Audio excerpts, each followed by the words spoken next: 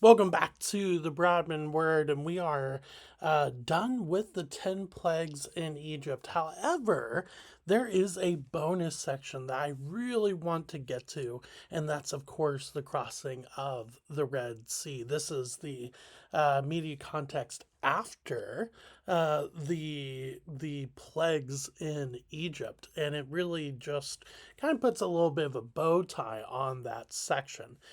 So turn with me to Exodus chapter 14. We're going to look at the whole chapter today. And we're going to see, we're going to see that Pharaoh is going to go sadly back on his word. And even though he has told the Israelites that they can leave and go, he now is rethinking that. And, well, it does not end well. Exodus chapter 14. Let's start in verse 1. Then the Lord said to Moses, "Tell the people of Israel to turn back and encamp in front of Pi-hahiroth, between Migdol and the sea, in front of Baal-zephon. You shall encamp facing it by the sea. For Pharaoh will say of the people of Israel, 'They are wandering in the land. The wilderness has shut them in.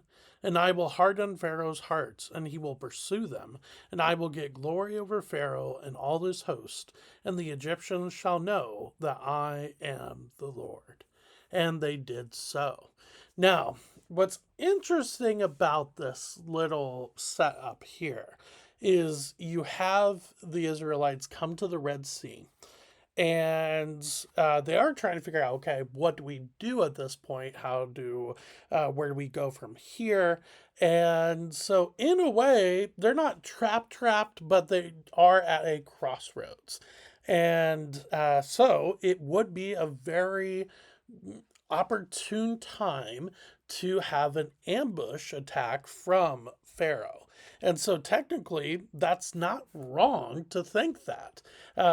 If you're to think that that would be a great time for Pharaoh to do that. Now, obviously, based on how the results go, it was a terrible decision by Pharaoh to do this. But strategically, it made a lot of sense. But we see just Pharaoh's pride, stubbornness, bitterness, maybe wanting to seek revenge because of the death of the firstborn with the 10th plague, and so he goes after them. Now, what's interesting is verse 4, where it's talking about, "And the Egyptians shall know that I am the Lord." And you may think to yourself, really? After all these plagues, the Egyptians don't know?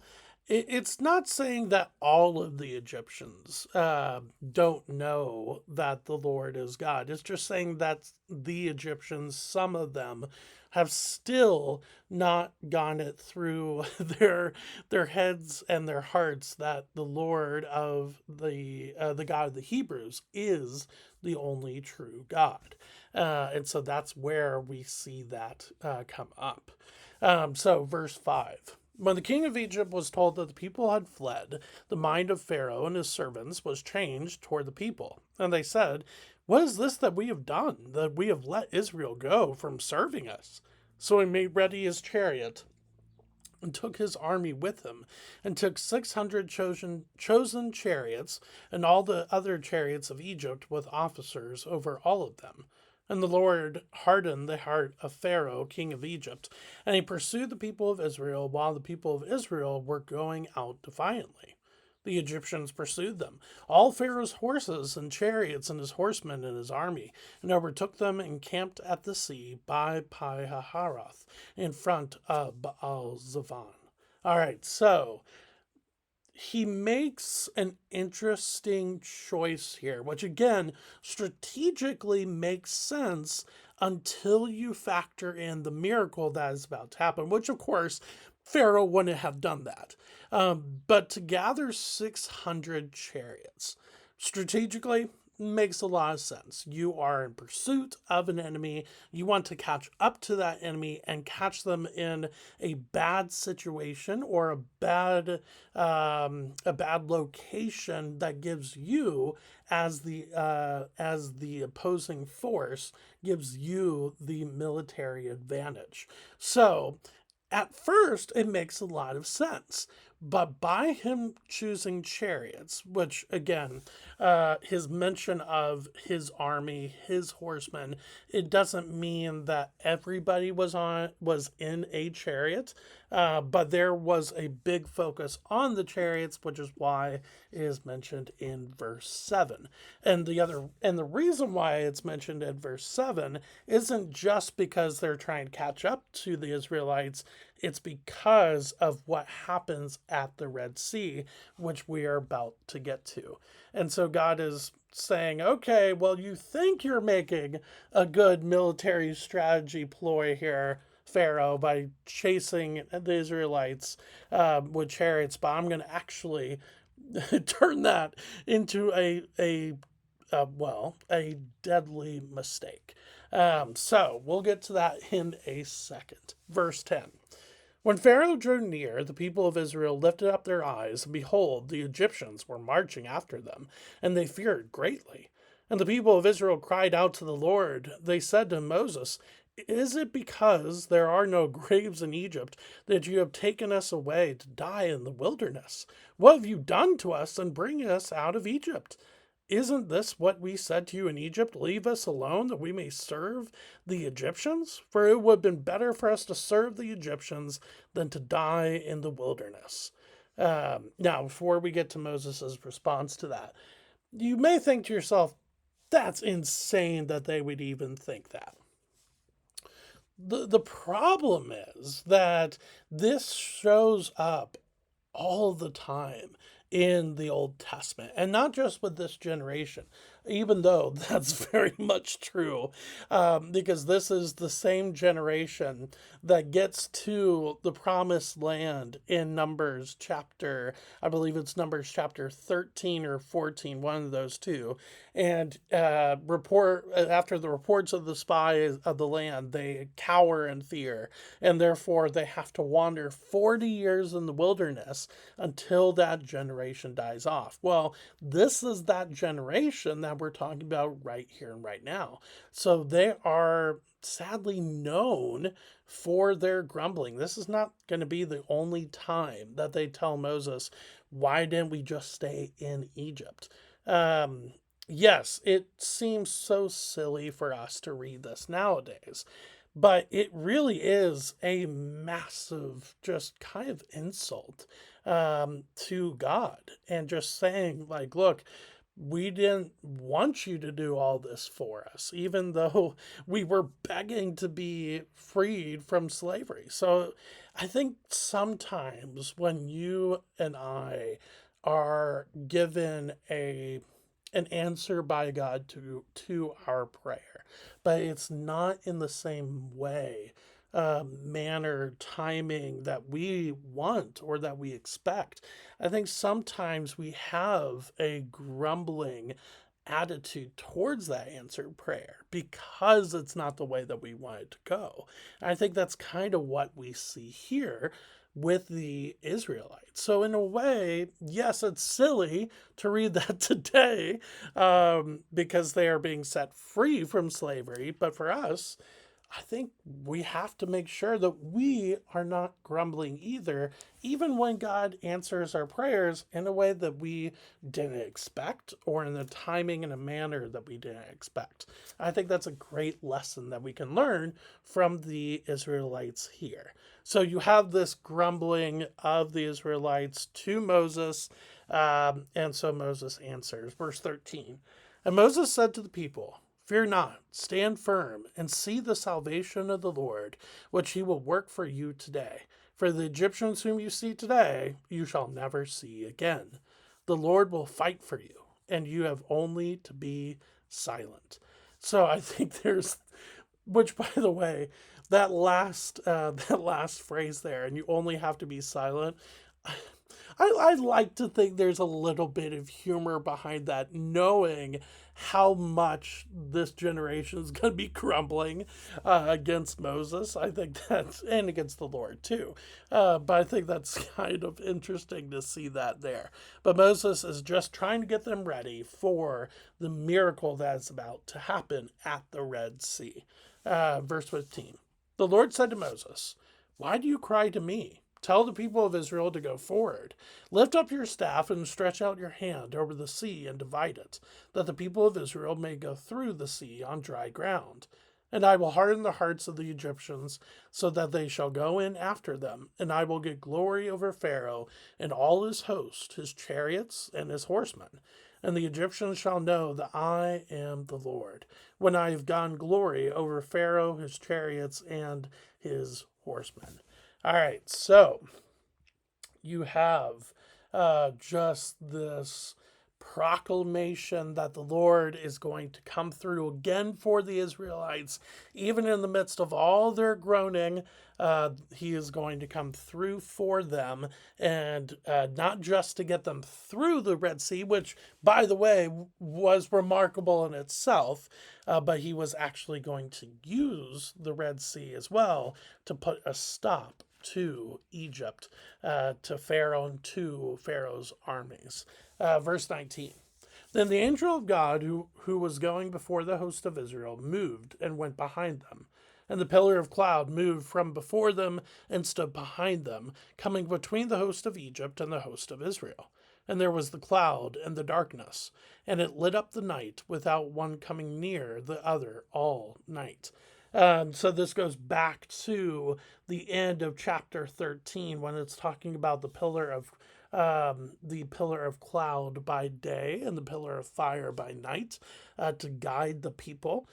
So that is what is referencing to, going back to the end of Exodus chapter 13. But it becomes then, instead of a guide, those pillars become a wall of defense, buying time for the Israelites to go through the Red Sea, which is where we go now. Verse 21. Then Moses stretched out his hand over the sea, and the Lord drove the sea back by a strong east wind all night, and made the sea dry land, and the waters were divided. And the people of Israel went into the midst of the sea on dry ground, the waters being a wall to them on their right hand and on their left. Now, let's pause there. You have, can you imagine the look of this thing? You have just these two walls of water just bursting up into the air. And instead of just mud basically at the bottom, you have actually dry ground that makes it incredibly easy, or sorry, easier. It makes it incredibly easier for the Israelites to get from one side to the other. And so it's really, really interesting to see this. And now some have asked, okay, is this possible naturally without God's role in this? I would say no. The fact that he sends an east wind all night, and it makes the sea dry land, or the bottom of the sea dry land, that is clearly showing God's role in all of this. And so I think that's really just cool to see the power of God on display here, because of course he is the one, as we saw with our walk through the creation account, he is the one who separated the waters from the water. So it shouldn't come as any surprise that he can do this with the Red Sea, which is just this, what a remarkable moment. It would have been so cool to have seen that happening. But then what happens after that, not so cool, especially if you're the Egyptians. So you have the Israelites starting to go over, and then verse 23. The Egyptians pursued and went in after them into the midst of the sea, all Pharaoh's horses, his chariots, and his horsemen. And in the morning watch, the Lord in the pillar of fire and of cloud looked down on the Egyptian forces and threw the Egyptian forces into a panic, clogging their chariot wheels so that they drove heavily. And the Egyptians said, "Let us flee from before Israel, for the Lord fights for them against the Egyptians." So here's kind of what's going on with this. A lot of scholars have depicted that the walls start to go down once everybody is across from Israel, and maybe the Egyptians are halfway at that point. I don't think so. I think it probably would have been actually really, really a lot closer. Don't get me wrong, the Lord still made sure that all the Israelites made it across, but I think he absolutely had the plan that he wanted as many of the Egyptians as possible in the Red Sea. And so instead of them just waiting and waiting and waiting and then going, no, we see in the text with verse 23, they pursued. Now, the reason why they weren't able to get to them very quickly is because the Lord sent them into a panic. But then you also have verse 25, clogging their chariot wheels so that they drove heavily. Now, this is really interesting.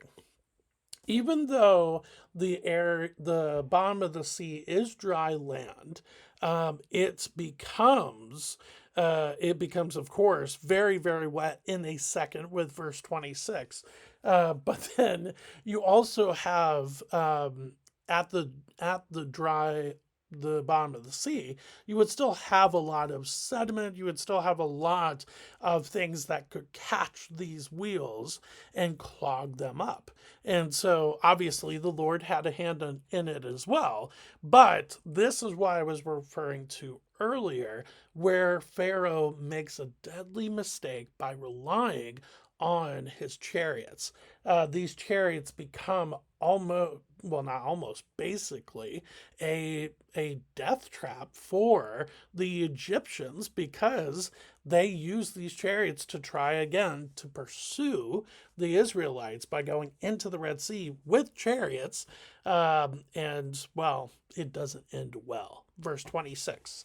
Then the Lord said to Moses, "Stretch out your hand over the sea, that the water may come back upon the Egyptians, upon their chariots, and upon their horsemen."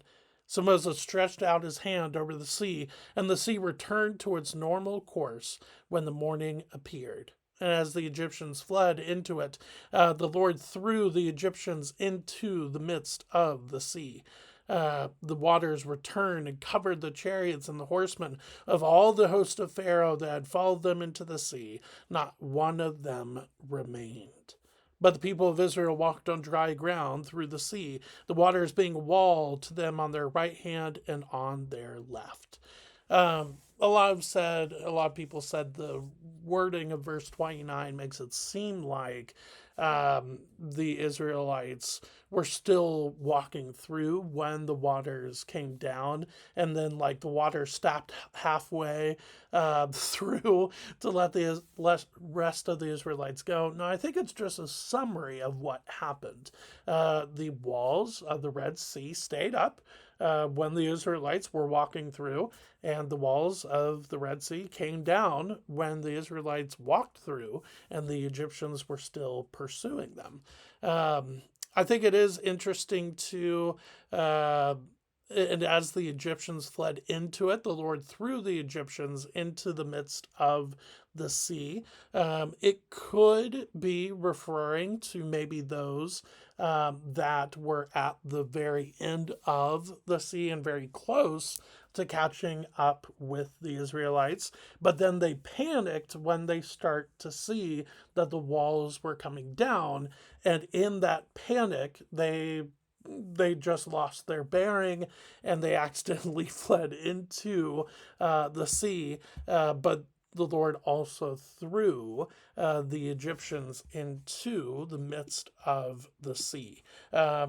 and it could actually be translated through there, shook off the Egyptians into the midst of the sea. So you see the justice of God very much on display here in this section.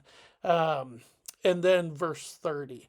Thus the Lord saved Israel that day from the hand of the Egyptians, and Israel saw the Egyptians dead on the seashore. Israel saw the great power that the Lord used against the Egyptians. So the people feared the Lord, and they believed in the Lord and in his servant Moses.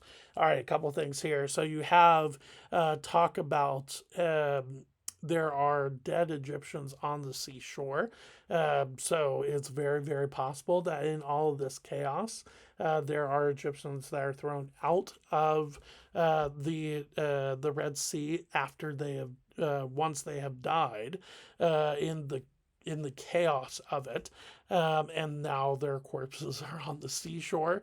That would have been obviously very frightening to look at, but it also gives a lot of credibility to the line, so the people feared the Lord. Now, a lot of the times when we talk about the fear of the Lord, we're talking about an awe or reverence of the Lord, not necessarily a trembling fear of the Lord. I almost wonder, though, after all the 10 plagues and after this moment with the crossing of the Red Sea, don't get me wrong, there's still an awe of reverence of the Lord. But I almost wonder if there might have been a trembling of fear of the Lord as well, seeing all of this come about. But the other thing it does too is when we're talking about the people fearing the Lord and they believed in the Lord, we're not talking about the Egyptians, we're talking about the Israelites. And I think that's so important to see that the Lord is trying to show them that just as I was in control in Egypt with all the 10 plagues, so will I be in control and watch over you as you travel to the promised land. And for us, what encouraging observation, and encouraging thought that is for us today as we follow after the Lord as well. So thank you for spending a little bit of time with me as we walked through the 10 plagues and then as we walked through the crossing of the Red Sea today. And so I will see you next week with the Broadman Word. But until then, thank you for spending time with me today. I will see you next week. Thanks.